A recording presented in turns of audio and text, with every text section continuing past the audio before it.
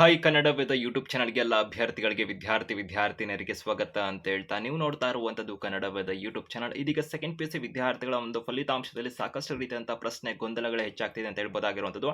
ಇಲಾಖೆ ಕಡೆಯಿಂದ ಹಿಂದೆ ಕೊಟ್ಟಂತ ದಿನಾಂಕದಲ್ಲಿ ಏಪ್ರಿಲ್ 7ರಂದು ರಿಸಲ್ಟ್ ಕೊಡ್ತೀವಿ ಅಂತ ಹೇಳಿದ್ರಲ್ಲ, ಅವತ್ತೇ ರಿಸಲ್ಟ್ ಕೊಟ್ಟಿರೋ ಯಾವುದೇ ಸಮಸ್ಯೆ ಆಗ್ತಿರಲ್ಲ. ಇಲಾಖೆಯವರು ಕೂಡ ಸ್ಪಷ್ಟನೆ ಕೊಟ್ಟಿದ್ರೆ ಸಮಸ್ಯೆ ಆಗ್ತಿರಲ್ಲ. ಬಟ್ ಇವಾಗ ಇಲಾಖೆ ಕಡೆಯಿಂದನೂ ಕೂಡ ಒಂದೊಂದು ಸುದ್ದಿಗಳು ಬರ್ತಿರೋದಾಗಿರುತ್ತೆ. ಬಟ್ ಈಗ ಒಂದು ಹೊರಗಡೆ ಸೋಷಿಯಲ್ ಮೀಡಿಯಾ ಆಗಿರ್ಬೋದು, ಬೇರೆ ಕಡೆಯಲ್ಲೂ ಕೂಡ ಸಾಕಷ್ಟು ಸುದ್ದಿಗಳು ವೈರಲ್ ಆಗ್ತಿದೆ.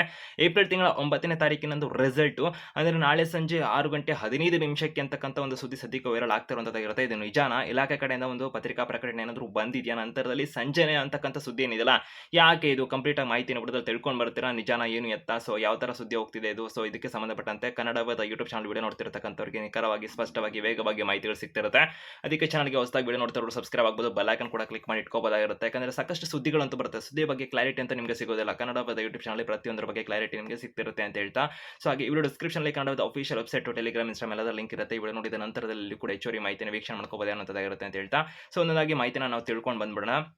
ಸೆಕೆಂಡ್ ಪಿ ಯು ಸಿ ವಿದ್ಯಾರ್ಥಿಗಳಿಗೆ ಏಪ್ರಿಲ್ ತಿಂಗಳ 7ನೇ ತಾರೀಕಿನಂದು ರಿಸಲ್ಟನ್ನು ಪ್ರಕಟ ಮಾಡುವಂಥ ಗುರಿನ ಹೊಂದಿದ್ದೀವಿ. ಸಂಭಾವ್ಯ ದಿನಾಂಕ ಅಂತ ಇಲಾಖೆಯವರು ಪರೀಕ್ಷಾ ಮುಂಚೆನೆ ಅಂದರೆ ಎಕ್ಸಾಮ್ ನಡೆಸೋದಕ್ಕೆ ಮುಂಚೆನೇ ಅವರು ಮೀಟಿಂಗ್ ಎಲ್ಲ ಮಾಡಿ ರಿಸಲ್ಟ್ ಡೇಟನ್ನು ಅನೌನ್ಸ್ ಮಾಡ್ತಿದ್ದೀವಿ. ಅಂದರೆ ಒಂದು ತಾತ್ಕಾಲಿಕ ಆಗಿರುತ್ತೆ ಅಥವಾ ಸಂಭಾವನೀಯ ಅಂತ ಮಾಹಿತಿನ ಕೂಡ ಕೊಟ್ಟಿದ್ರು.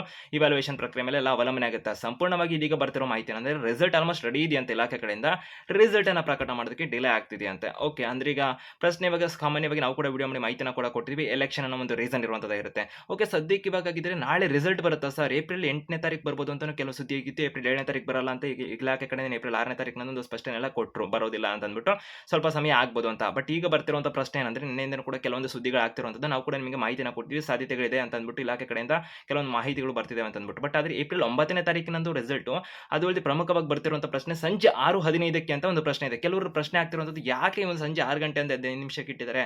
ಸಾಮಾನ್ಯವಾಗಿ ರಿಸಲ್ಟ್ 11:30, 12 ಗಂಟೆಗೆ, 12:30, 1 ಗಂಟೆ ಒಳಗಡೆ ರಿಸಲ್ಟ್ ಅನೌನ್ಸ್ ಆಗ್ತಿತ್ತು, ಅಥವಾ 3 ಗಂಟೆ ರೇಂಜ್ಗೂ ಅನೌನ್ಸ್ ಆಗಿರುವಂಥ ಇತಿಹಾಸಗಳಿದಾವೆ ಹಿಂದೆ ಅಂತ ತಗೊಂಡಂತಹ. ಬಟ್ ಈಗ 6 ಗಂಟೆ 15 ನಿಮಿಷ ಅಂದ್ರೆ ಯಾಕೆ ಅಂತೆಲ್ಲ ಒಂದು ಪ್ರಶ್ನೆ ಇದೆಯಲ್ಲ, ಅದ್ರ ಬಗ್ಗೆ ಹೇಳುವಂತಾರೆ. ಸದ್ಯಕ್ಕೆ ಎಲೆಕ್ಷನ್ ಏಪ್ರಿಲ್ 9ನೇ ತಾರೀಕಿನಂದು ಒಂದು ದಾವಣಗೆರೆ ಆಗಿರ್ಬೋದು, ಬಾಗಲಕೋಟೆ ಜಿಲ್ಲೆಗಳಲ್ಲಿ ಎಲೆಕ್ಷನ್ ಇದೆ. ಆ ಒಂದು ರೀಸನ್ಗೆ ಮೇನ್ ಆಗಿ ಒಂದು ರಿಸಲ್ಟ್ ಡೇಟು ಪೋಸ್ಟ್ಪೋನ್ ಆಗ್ತಿದೆ ಅಥವಾ ಡಿಲೇ ಆಗ್ತಿದೆ ಅಂತ ಹೇಳ್ಬೋದಾಗಿರುವಂಥದ್ದು.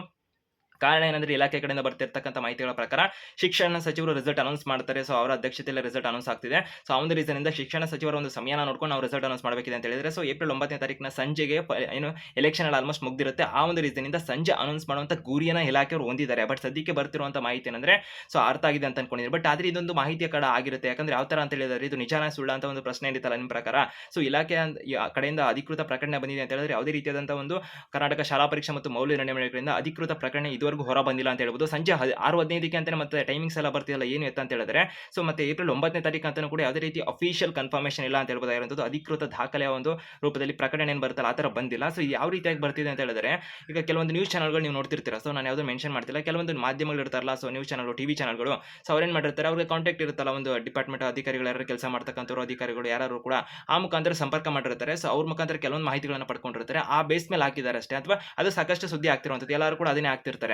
ಸೊ ನಾವು ಏನು ಹೇಳ್ತಿದ್ದೀವಿ ಅಂದ್ರೆ, ವಿದ್ಯಾರ್ಥಿಗಳಿಗೆ ನಮ್ಮ ಕನ್ನಡ ಬಗ್ಗೆ ಯೂಟ್ಯೂಬ್ ಚಾನಲ್ ಕೊಡುವಂಥ ಮಾಹಿತಿ ಏನಂದ್ರೆ, ನಿಖರನ ಏನು ಎತ್ತ ಅಧಿಕೃತ ಸ್ಪಷ್ಟನೆ ಇದೆಯಾ, ಅಥವಾ ಇರುವಂಥ ಮಾಹಿತಿನ ಇರೋ ರೀತಿಯಲ್ಲಿ ಕೊಡ್ತಿರುವಂಥದ್ದು ಇರುತ್ತೆ. ಆ ಪ್ರಕಾರದ ನಿಮಗೆ ತಿಳಿಸ್ತಿರುವಂಥದ್ದು. ಇದು ಅಧಿಕೃತ ಮಾಹಿತಿ ಅಲ್ಲ. ಏಪ್ರಿಲ್ 9ನೇ ತಾರೀಕು ಸಂಜೆ 6:15 ರಿಸಲ್ಟ್ ಬರ್ತಿದೆಯಲ್ಲ, ಅಧಿಕೃತ ಮಾಹಿತಿ ಅಲ್ಲ. ಹಂಗಂತಂದ್ಬಿಟ್ಟು ಬರೋಲ್ಲ ಅಂತ ನಾನೇನು ಹೇಳ್ತಾ ಇಲ್ಲ. ಸೊ ಮಾಹಿತಿಗಳು ಇರ್ಬೋದಾಗಿರುತ್ತೆ. ಬಟ್ ಅಧಿಕೃತ ಸ್ಪಷ್ಟನೆ ಯಾವಾಗ ಸಿಗುತ್ತೆ ಅಂದ್ರೆ, ನಾಳೆ ರಿಸಲ್ಟ್ ಬರ್ತಿದೆ ಅಂತಂದ್ರೆ ಒಂದು ದಿನದ ಮೊದಲೇ ಇಲಾಖೆ ಕರ್ನಾಟಕ ಶಾಲಾ ಪರೀಕ್ಷಾ ಮತ್ತು ಮೌಲ್ಯ ನಿರ್ಣಯ ಮಂಡಳಿ ಕಡೆಯಿಂದ ಯಾವ ವೆಬ್ಸೈಟ್ನಲ್ಲಿ ಎಷ್ಟು ಗಂಟೆಗೆ ರಿಸಲ್ಟ್ ಅನೌನ್ಸ್ ಆಗ್ತಿದೆ, ಏನು ಅನ್ನೋದಕ್ಕೆ ಸಂಬಂಧಪಟ್ಟಂತೆ ಸ್ಪಷ್ಟ ಒಂದು ಅಧಿಕೃತ ಪ್ರಕಟಣೆಯನ್ನು ಹೊರಡಿಸ್ತಾರೆ. ಸದ್ಯಕ್ಕೆ ಯಾವುದೇ ರೀತಿ ಅಧಿಕೃತ ಪ್ರಕಟಣೆ ಬಂದಿಲ್ಲ. ಸೊ ರಿಸಲ್ಟ್ ಆಗಿ ಏಪ್ರಿಲ್ 9ನೇ ತಾರೀಕು ಬರಲ್ವಾ? ಇದಕ್ಕೆ ಸಂಬಂಧಪಟ್ಟಂತೆ ಹೆಚ್ಚುವರಿ ಅಪ್ಡೇಟ್ಸ್ ಇನ್ಫಾರ್ಮೇಷನ್ ಬಂದಾಗ ಕನ್ನಡ ಯೂಟ್ಯೂಬ್ ಚಾನಲ್ ಮಾಹಿತಿನ ಕೊಡ್ತೀವಿ. ಅದಕ್ಕೆ ಚಾನಲ್ಗೆ ಸಬ್ಸ್ಕ್ರೈಬ್ ಆಗಿ ಬೆಲ್ ಐಕಾನ್ ಕ್ಲಿಕ್ ಮಾಡಿ. All the best.